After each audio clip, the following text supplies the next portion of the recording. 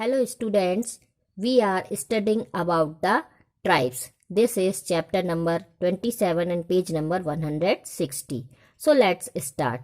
The tribals of the Andaman group of island are divided into two groups, Ong and Jarawa.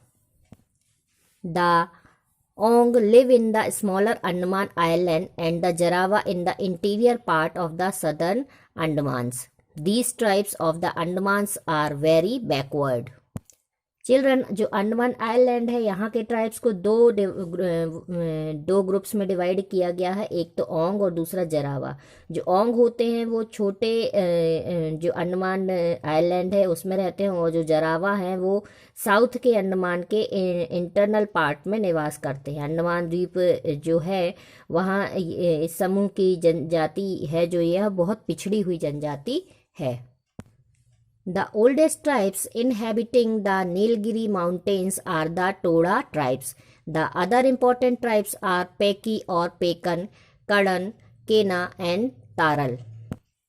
The tribes also live in the northeastern state of Assam, Meghalaya, Manipur, Mizoram, Nagaland, Tripura and Arunachal Pradesh. Monpas, Mizim, Akas, Khawas, Daflas in Assam. They also inhabit the Khasi, Jaintia, Garo Hills, Mizo Hills, the North Uchar Hills and the Mikir Hills. तो children, Nilgiri की जो पहाड़ियाँ हैं वहाँ पर टोडा नाम की जनजाति निवास करती है और वो बहुत ही प्राचीन काल से वहाँ पर रहती चली आई है। इसके साथ पेकी या पेकान, कदन, केना और टरल इनमें प्रमुख हैं। और जो हमारा नॉर्थ ईस्टर्न स्टेट है जैसे कि असम है, मेघालय है, मणिपुर, मिजोरम है, नागालैंड, त्रिपुरा, अरुणाचल प्रदेश, इसमें भी बहुत सी ट्राइब्स, बहुत सी जनजातियां निवास करती हैं। मोनपास, मिजेस, आकाश और खवास, डफलास। असम में खासी जैतिया पहाड़ियाँ, गारो पहाड़ियाँ, मिजो पहाड़ियाँ और नॉर्थ उचार पहाड़ियाँ जो हैं, मिकिर पहाड़ियाँ हैं, इनको इनमें शामिल किया गया है। इन पहाड़ियों में ये जनजातियां निवास करती हैं। Rama said, "Father, is there any tourist place in connection with the tribals?" Father said, "Yes, we will visit some places of tourist interest. There are many places in India where the artifacts made by the tribals have been displayed in the museum. The Museum of Man is situated in the capital city of Madhya Pradesh, where their lifestyles has been displayed. Besides these, there are many caves in Pachmadi and the Patalkot of Timia in Chhindwara district. Bhimbetka of Raisen and the Bagh caves of Dhar district are very popular tourist spots." अब इतनी सारी जनजातियों के बारे में जानने के बाद रमा ने अपने पिताजी से पूछा कि पिताजी, क्या आदिवासियों से संबंधित कुछ टूरिस्ट प्लेस भी है, क्या कुछ पर्यटन स्थल भी हैं? पिताजी ने कहा, हाँ, हम कुछ स्थान देखने भी चलेंगे। जैसे कि हमारे भारत में बहुत सारे स्थान हैं जहाँ पर कि म्यूज़ियम भी स्थापित किए गए हैं।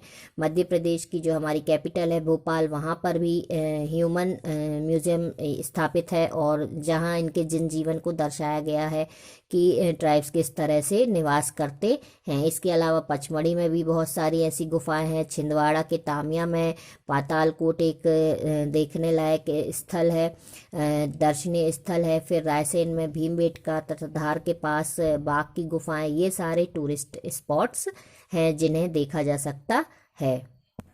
All these sightseeing places are developing as tourist places. Danteshwari in the Bastar district of Chhattisgarh is full of tribal art and culture. और इसके साथ साथ बस छत्तीसगढ़ में दंतेश्वरी स्थान है जहाँ की जनजातियाँ कला एवं संस्कृति से फुलफिल हैं। और ये सारे जो टूरिस्ट प्लेसेस हैं ये अब बहुत ही ज़्यादा फेमस हो रहे हैं। Now, tribal lifestyle and agriculture. The main occupation of all the tribals living in different parts of the country is agriculture. Tribals indulge in agriculture to meet their daily needs, not for profit. They follow ancient means of agriculture that is shifting agriculture. It has different names in different parts, that is Daharia, Beaver, Pedha, Madan, Deepa, etc. It is called zooming agriculture in the northwest.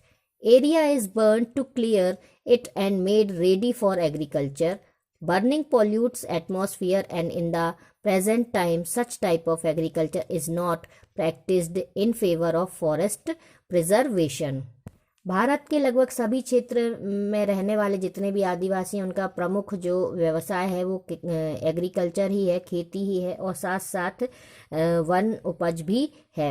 अब आदिवासी जो होते हैं जीवन निर्वाह के लिए कृषि करते हैं, लाभ के लिए नहीं करते हैं, और इनकी जो खेती है वो जूमिंग खेती कहलाती है। वो शिफ्टिंग कल्टीवेशन ज़्यादा करते हैं। जैसे अलग अलग क्षेत्र में अलग अलग नाम से जाना जाता है, जैसे देहिया है, वेबर है, पेड़ा है, मादन है, दिप्पा है, ये सारे नामों से जो शिफ्टिंग कल्टीवेशन है उसे जाना जाता है। शिफ्टिंग एग्रीकल्चर को इन दूसरे नामों से भी जाना जाता है। और हमारा जो भारत है इसके नॉर्थ ईस्ट के राज्यों में जूमिंग एग्रीकल्चर कहा जाता है। इस प्रकार की जो एग्रीकल्चर है इसमें जितना आवश्यक क्षेत्र होता है उसको जला करके साफ करके फिर नई भूमि प्राप्त करते हैं, लेकिन जलाने से वातावरण प्रदूषित होता है। और अब जो फॉरेस्ट प्रिजर्वेशन है और जो गवर्नमेंट है उन्होंने इस प्रकार की जो एग्रीकल्चर है उस पर बैन लगाया हुआ है। Children, we will read about the size of sowing fields in the next video.